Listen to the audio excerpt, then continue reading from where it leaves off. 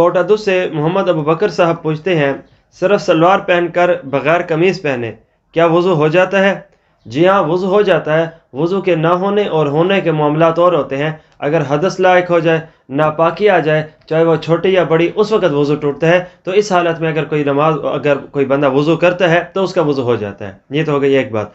हाँ, दूसरी बात ज़्यादा बेहतर है, इस बात की तरफ भी तवज्जो होनी चाहिए, वो ये कि जब इंसान वज़ू कर रहा है तो अपने सतर का भी ख्याल रखे, इस वजह से क्योंकि आने और जाने में, क्योंकि सतर के खुलने में भी एक मना किया गया है, तो फलिहाजा इससे भी इंसान को बचना चाहिए।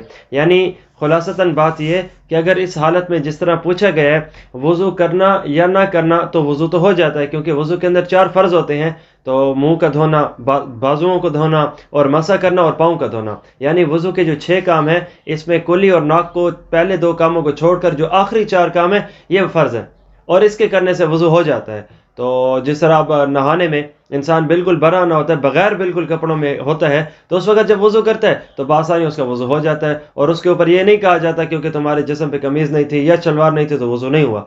तो ये चीज़ एक ऐसी है कि जिससे वज़ू हो जाता है। लेकिन यह कि सतर का ख्याल ऐसे ऐसे मौक़ों पे ज़रूर रखना चाहिए कि जहाँ पे इंसान के आने जाने में कहीं पे किसी के दिखने, कोई अगर उनको देख ले तो उसका सतर खुला हुआ हो, तो ये बात मुनासिब